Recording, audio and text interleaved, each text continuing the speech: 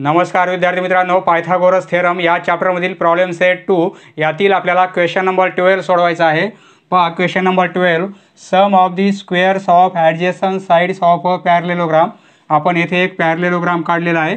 आपल्याला दिलेलं काय आहे, सम ऑफ स्क्वेअर्स, सम म्हणजे ॲडिशन, स्क्वेअर्स दोन साइड्सच्या स्क्वेअरची ॲडिशन, परंतु त्या साइड्स कशा आहेत, ॲडजसंट आहेत, म्हणजे ए बी आणि बी सी या काय आहेत, ह्या दोन ॲडजसंट साइड आहेत, बरोबर आहे, म्हणजे लगतच्या साइड्स आहेत ए बी आणि बी सी, त्या दोन साइड्सच्या स्क्वेअरची ॲडिशन म्हणजे A B square plus B C square. आपल्याला ही व्हॅल्यू किती दिलेली आहे, 130 स्क्वेअर सेंटीमीटर, आणि एका डायगोनलची लेंथ दिलेली आहे 14 सेंटीमीटर। समजा ए सी डायगोनल किती आहे, 14चा आहे, तर आपल्याला ह्या दुसऱ्या डायगोनलची लेंथ किती असेल ती काढायची, म्हणजे लेंथ ऑफ बी डी किती आहे ती आपल्याला फाइंड आउट करायची आहे। पहा solution, let quadrilateral ABCD is a parallelogram. Quadrilateral ABCD हा parallelogram आहे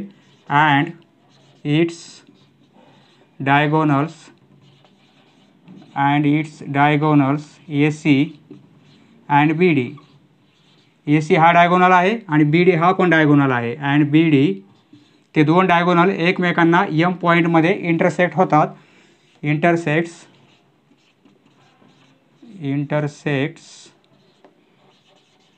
at point M.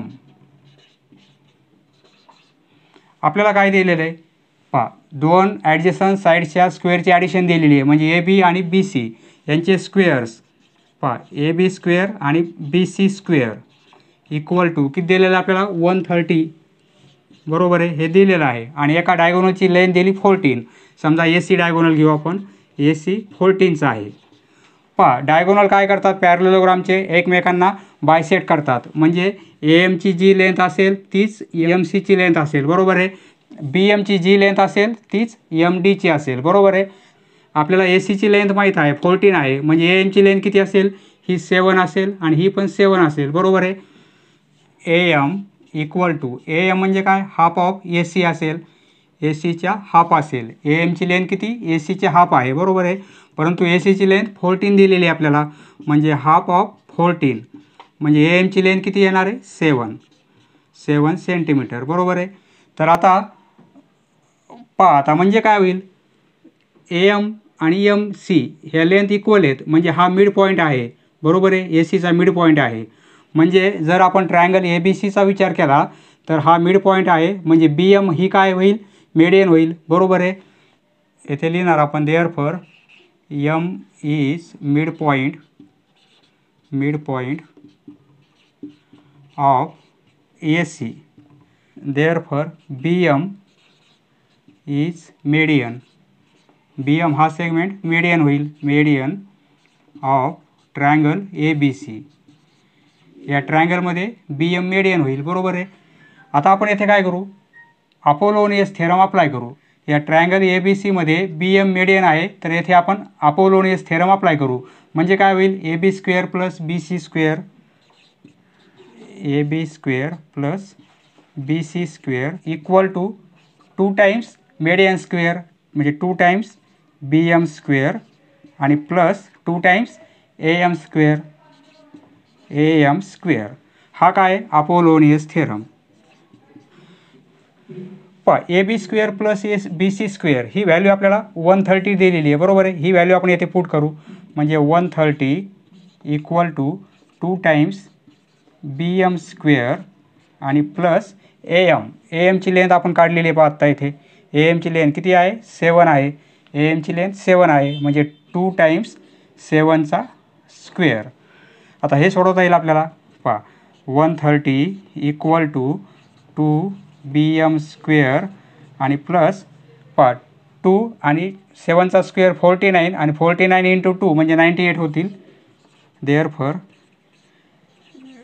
पहा 2 टाइम्स बी एम स्क्वेअर म्हणजे काय होईल, ह्या 130मधून 98 मायनस होतील, बरोबर आहे।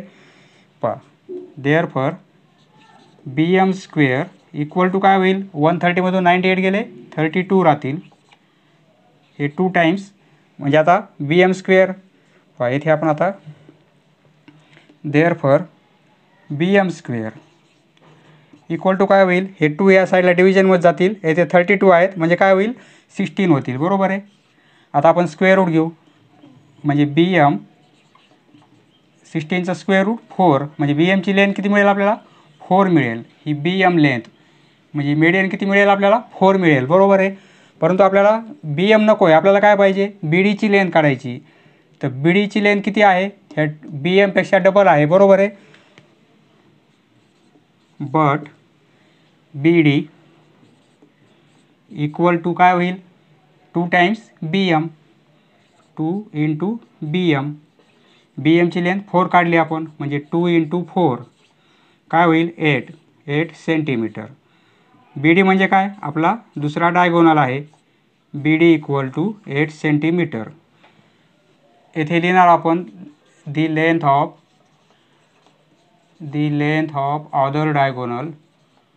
other diagonal of parallelogram is 8 centimetre. समजलं मित्रांनो, धन्यवाद. पुढचा व्हिडिओ पाहण्यासाठी चॅनल सबस्क्राईब करा. धन्यवाद.